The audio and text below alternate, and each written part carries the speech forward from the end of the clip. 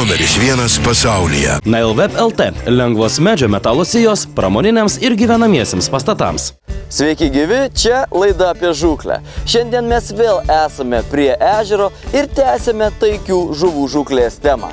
Dabar trumpai apie tai, ką matysite šiandien.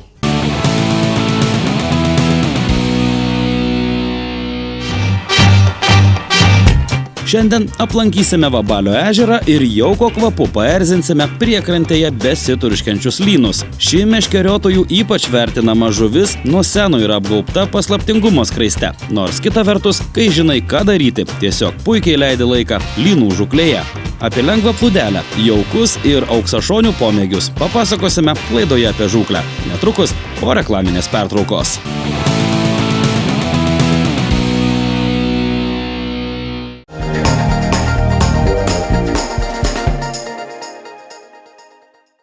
Surinkti stogo konstrukciją ar perdangą paprasta naudojant ypač lengvas bei tvirtas Nailweb medžio metalo sijas. Jos paprastai montuojamos, gali atlaikyti įvairias apkrovas, yra greitai pagaminamos. Nailweb sijomis galima uždengti iki 30 metrų tarpą tarp sienų, nenaudojant papildomų atramų. Nailweb sijos tinka visų paskirčių statiniams.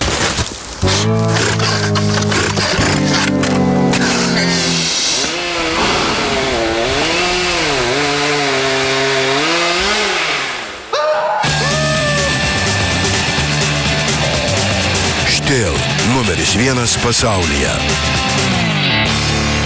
UAB Fanatikai – tai didmeninė, mažmeninė ir elektroninė prekyba žūklės reikmenimis. Fanatikai – tai laiko patikrinti įrankiai nuo valties iki kabliuko tikram fanatikui. Galite pirkti ir internetu. Taip pat kviečiame pažvejoti žuvingame Vabalio ežere. Apie viską internete fanatikai.lt. Spinningai Favorit – tai 30 serijų meškerykočių nuo ypač lengvų iki sunkių visiems spinningavimo būdams. Favorit spinninge dera ypatingas jautrumas, japoniškos technologijos bei dizainas, kurie nenuvils nei mėgėjo, nei profesionalo. Favorit atstovas Lietuvoje – UAB Rerija.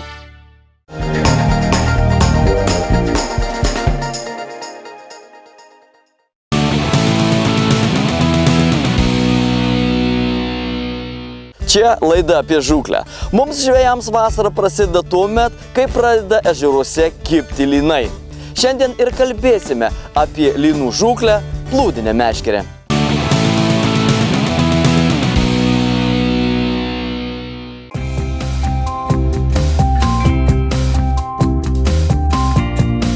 Vasarėlė jau visai ant nosies. Lietingi orai gal ir nelepina, tačiau lauke ganėtinai šilta, o šiluma ir šylantis vanduo taikia žuvį skatina aktyviai maitintis. Šiandien, kaip jau minėjome laidos anonse, nusitaikėme į lynus. Kur jau kur, o arčiau krantų, šių paslaptingų žuvų karalijoje ir kol dar nespėjo sudygti dugno augmenyje, juos sugauti tikrai galima, naudojant lengvą plūdelę, tinkamą jauką ir teisingus masalus. Šiandien mūsų žūklės tikslas yra lynai ir naudosime lynų žūklį skirtą lorpio jauką. Tai yra jaukas jau paruoštas pilnai lynų žūklė, jame yra visi priedai, kurie reikalingi, tai ir kartus įvairiausi, nes lynai mėgsta, ir saldumo užtenkamai, žodžiu, čia yra viskas jau subalansuota taip, kad mums įsigijus tokį pakelį jauko jau nebereiktų nieko galvoti. Reikėtų porą kilogramų jauko pasiruošti, nes vis tik lynų žvejyba tai netrumpa žūklė, dažniausiai žvejojame kokį pusdienį arba gerą vakarą arba rytą ir netgi kartais naktį, todėl 2 kilogramai tai yra toks, sakyčiau, minimumas. Be to galima į jauką įberti kažkiek štai irgi lorpio naujieną, tokių granulių specialiai skirtų didelių žuvų žūkliai. Kam reikalingos granulės? Tam, kad jeigu mes norime, kad ilgiau išbūtų jaukas vandenyje, kad jo neišnešiotų smulkmė,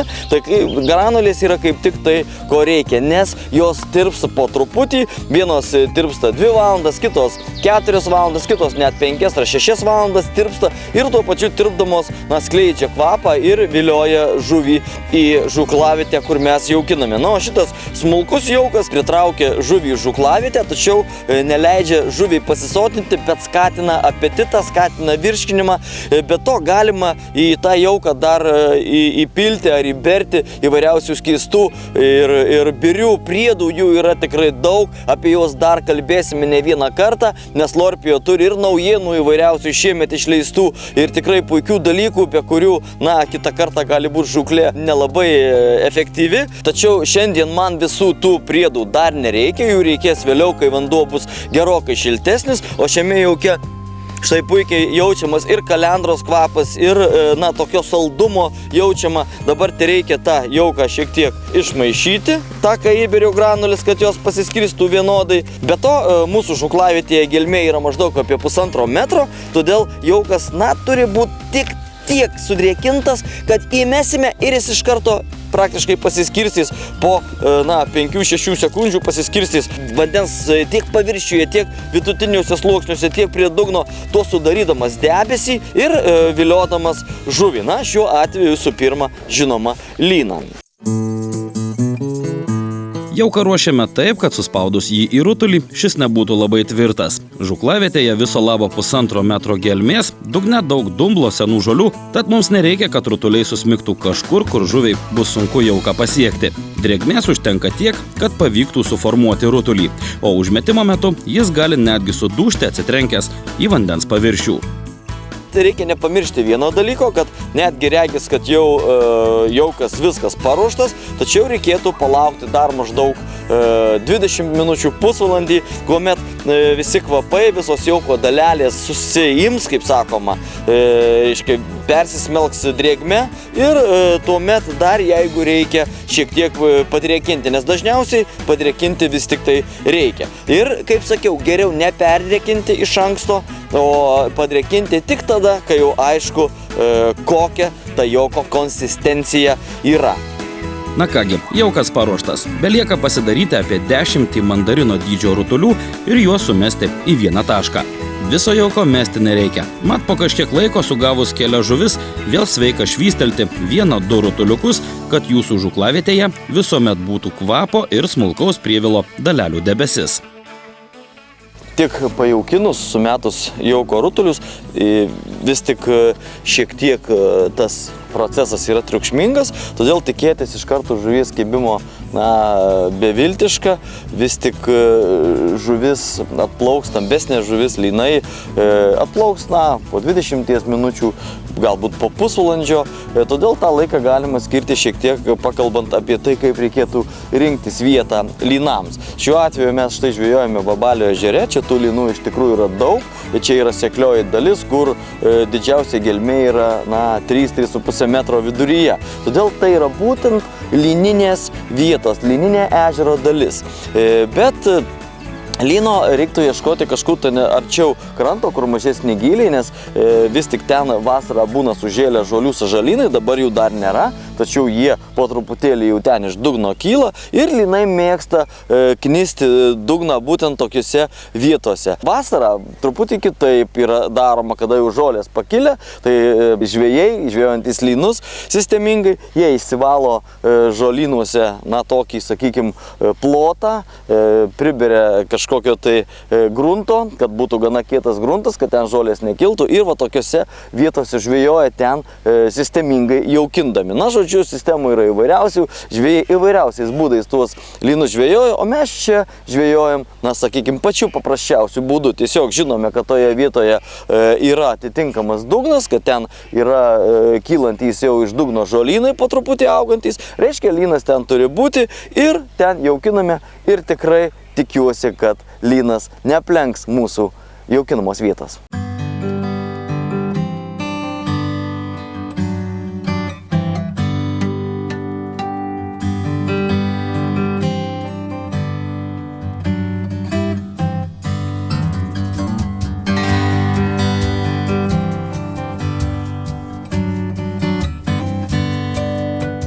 Yra, matosi auksinis šonas, tai jau ne kas kitas kaip lynas.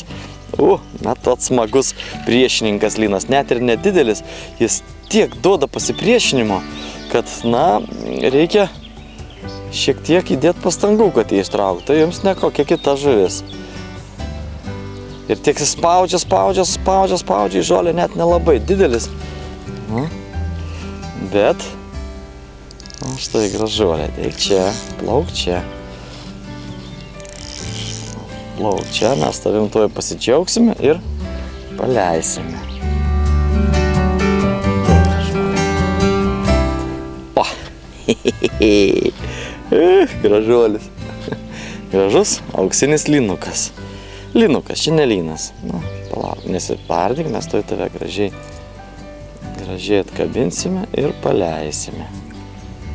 Va, o. Graži žuvis.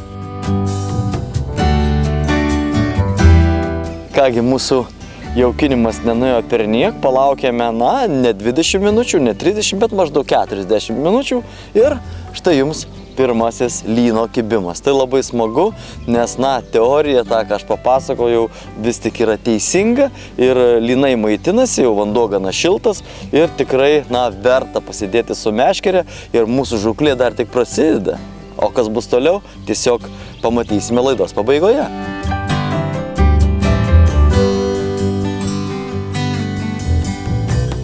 Manoma, kad geriausios oro sąlygos lynų žūklei yra tuo met, kai smagiai kaitina vakarinė saulutė arba rytinis momentas po šiltos nakties. Iš esmės, lynai mėgsta šilumą. Ir net šioje žūklėje, kai protarpiai sulaukiame smulkaus lietaus, tai žuvies visiškai netrikdo ir ji kimba, nes lauke tikrai šilta. Efektyviausias lynų žūklės būdas vis tik yra žvejoti plūdinę meškerę, kažkur tai vienam plotelėje jaukinant ir lynai tikrai ten apsilankys ir lyną sužvejos. Ir tai yra labai smagi žūklė, nes matomas pats kibimas, pati pradžia kibimo, kaip lynas judina masalą, kaip plūdė vartaliojasi. Na, tiesiog tai yra labai, na, sakykime, smagu stebėti tą procesą kibimo. Tačiau lyną galima žvejoti ir dugninėmis meškerėmis su šėryklėlėmis, bet tai jau daroma labiau, sakykime, vasarą, rudeniop, kada suvešėja yra žolės, kažkur tai šalia žolių linijos, kur jau yra švaresni plotai prasideda, galima užmesti vieną kitą dugninę ir žvejoti dugninėmis meškerėmis su signalizatoriais arba tiesiog pasigabinus beždžionėlę arba feeder metodu, kuomet stebime kibimą viršūnėlės pagalba. O tai tų būdų yra įvairiausių lynų žūklės, netgi kiti žvejoja vos ne karpinėmis meškerėmis, kuomet yra žvejojami dideli lynai ir dideliuose žolių sąžalynuose, yra naudojamas pintas, stiprus valas, jeigu žinom, kad gali užkibti lynas sveriantis ir 3 kg, jį ištraukti, na, švariam plote galima ežero gana nesunkiai, tačiau lynas yra galingas, stipri žuvis ir jeigu mes jį užkirtome kažkur tai sąžalynę tarp kažkokių tai, na, storų, stiprių žolių, tuomet reikia labai stiprių įrankių ir labai stipraus valo, stiprių, žinoma, kabliukų, nes jį tiesiog reikia traukti per jėgą. Na, žodžiu, lynas tokia žuvis, tačiau jinai gana paslaptinga žuvis ir ne kiekvienas žvejas sugeba lyną pagauti. Tam reikia labai daug kantrybės ir šiek tiek žinių. Na, ko jau ko, o kantrybės mes turime. Neilgai trukus, prinirusi plūdelė atsargiai pajudėjo į šoną. Kitame valo gale vėl nedidukas, bet stiprus priešininkas. Yra. O, gal čia kiek didesnis? Truputėlį. Reikia pasireguliuoti. Lyno pasipriešinimas yra gana galingas, nes lynas yra stipri žuvis.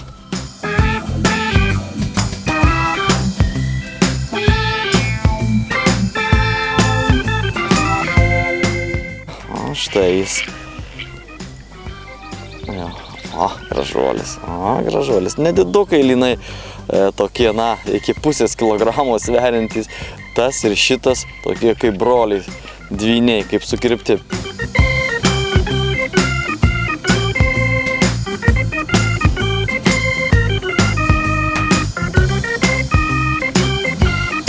Antras lynas, aiškiai, rezultatas yra. Vienas, jeigu būtų, tai būtų kažkas, na, gali būti, kad pasisekė tiesiog. Antras lynas, tai reiškia, kad viską darome teisingai ir lynų čia yra ir jie kimba. Tuo labiau, kad antrasis užkibo, na, praėjus, na, 7-8 minutėms po pirmojo paleidimo. Nors žūklė plūdinė meškerė stovinčiame vandenyje regis yra paprasta, tačiau keletas svarbių smulkmenų žvejojant lynus vis tik yra. Neįvertinus jų tiesiog galima turėti rūpesčių žuviai įplaukus į žoles. O stambus kilogramą, 2 ar net 3 sveriantys lynai tai daryti moka meistriškai. Beje, jei didelis lynas įtraukia valą į žoles regis mirtinai, neskubėkite jo lupti. Kitąkart, davus šiek tiek laiko, žuvis išlenda pati. Sistemėlė žvejojant lynus plūdinė meškerė yra labai paprasta. Gyliai čia nedideli, todėl plūdę aš naudoju viso labo 2 gramų keliamosios galios ir porą svarelių, vienas iš jų slankiojantis. Bet svarbiausia yra tai, kad plūdė turėtų būti tvirtinama tik už vieno taško, už kilpelės. Dėl to ji slankiojanti turėtų būti, nors gelmės nedidelės, regis to nereikėtų, tačiau aš naudoju slankiojančią plūdę tam, kad jeigu lynas įtraukia mūsų sistemėlę kažkur tai, didelis lynas, stipri žuvis įtraukia mūsų sistemėlę kažkur tai į žolių sąžalyną, tai jeigu plūdė būtų pritvirtinta kažkur tai 2 taškuose, čia ir čia, tai jį tiesiog nulūžtų, užsikabinus už kažkokių žolių, varginant. O šiuo atveju plūdė tiesiog persiverčia ir mes laisvai ją ištraukime per bet kokias žolės. Žinoma, nuostolių visuomet būna, tačiau tokio atveju nuostoliai yra gerokai mažesni. Pavadėlis vėlgi nelabai ilgas, nors čia kiekvienas žvejas daro taip, kaip jis supranta ir sugeba. Vienintelį dalyką, ką galiu pasakyti, kad labai nusiplonint žvejojant lynus nereikia.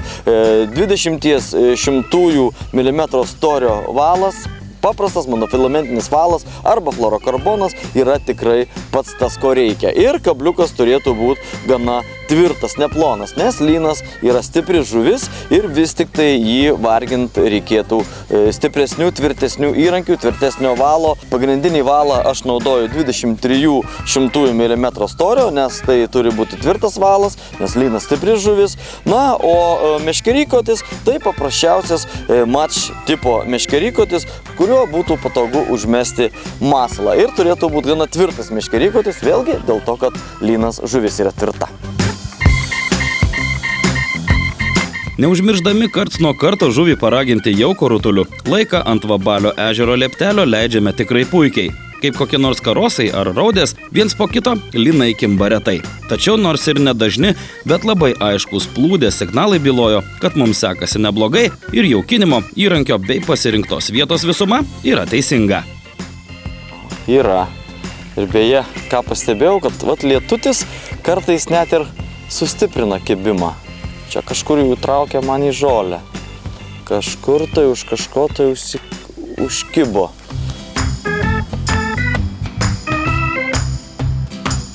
O, kaip sakiau, lynai mėgsta slėptis kažkokiuose tai žolėse ir aš jų traukiu su visu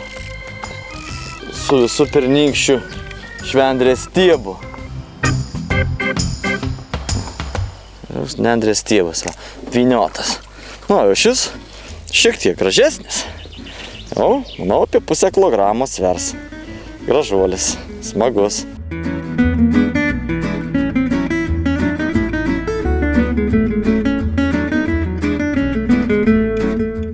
Kągi, žvejyba darosi tikrai smagi, išskyrus tai, kad šiek tiek pradėjo lynot toks įkyrus lietutis. Jeigu kibimo nebūtų, sakyčiau, reikėtų vyniotis daiktus ir važiuoti namo, tačiau mes esam žvejai ir mums oro sąlygos nemotais. Jeigu yra žuvies kibimas, tuo labiau tokios įdomios ir smagios žuvies kaip lynas, tai, šiek tiek pakentėti kelias valandas tą lietutį, manau, kad nėra didelė bėda.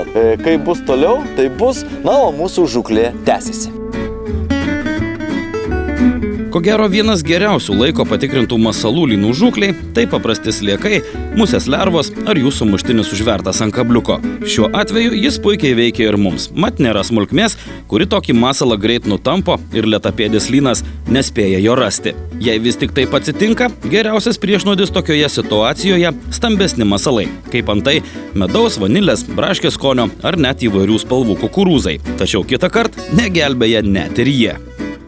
suaktyvėjus smulkmė, įvairios kojos, raudės, neatsisako vidurvasarį ir tų marinuotų kukurūzų, todėl tenka imtis kažkokių kitų gudrybių ir viena iš gudrybių yra ta, ką naudoja karpininkai žvejodami karpius. Jie, tiesą sakant, pagauna nemažai lynų ir didelių lynų, todėl verta panaudoti, yra tokie nedidukai baltyminiai kukuliukai, kuriuos galima verti irgi ant plauko arba tiesiog ant kabliuko. Jie yra ir plaukiantys, ir silpnai plaukiantys, ir skęstantys įvairiausių kvapų.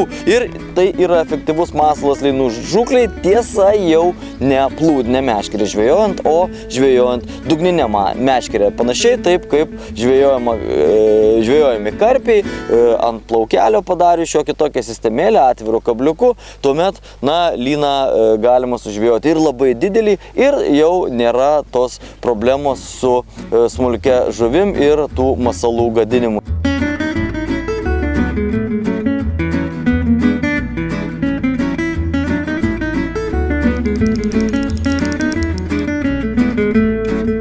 Reikia skubiai kelt, nes čia labai yra daug tų senųjų žolių ir stori gana stiebai ir įvairiausių lelijų, kylančių lapų, ir lynas ten bando pasislėpti, bando įvynioti kažkur tai valą įsukti į tuos ir nutraukti, todėl, reikia kuo skubiau kelti ir valas, kaip ir sakiau, ir tiek pavadėlis, tiek pagrindinis valas turėtų būti gerokai tvirtesnis negu, sakykime, žvejojant ar karšį, ar koją, nes lynas, jau minėjau, yra labai stipri žuvis ir, sakykime, turi šiokių tokių įpročių, kurie mums žvejams iš vienos pusės gal ir patinka varginant, tačiau gali pridaryti bėdų, nutraukia kabliuką, pavadėlį ar pagrindinį valą, ar sulaužia plūdę į žolynus.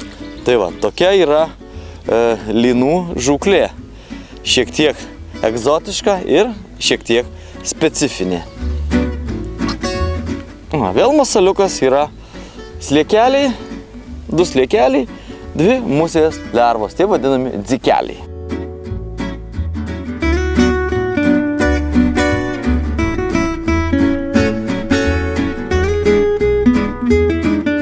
Beje, kalbant apie vandens telkinius, reikėtų pastebėti, kad lynų yra ko gero visur. Tik populiacija vienuose yra didesnė, o kituose gali būti ženkliai mažesnė dėl sąlygų, kurias diktuoja ežero dugno ypatumai ir augmenijos gausa. Tad jei lyną ruošiate sugauti nepažįstamam ežere, gerai juo pasidomėkite.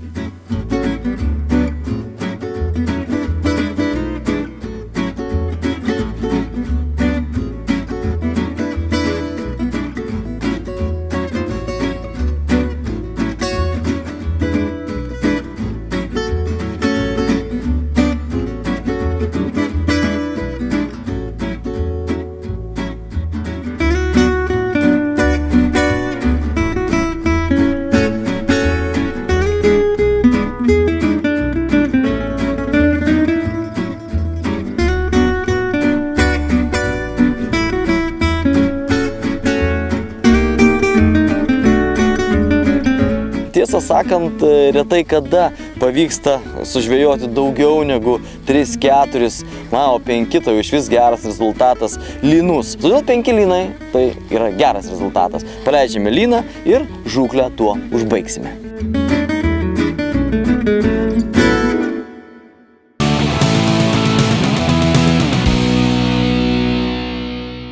Kągi, štai taip visai paprastai ir nesudėtingai galima sužvejoti lyną ir puikiai praleisti laiką prie ežero. Toliau laidoje trofėjinio laimikio konkursas.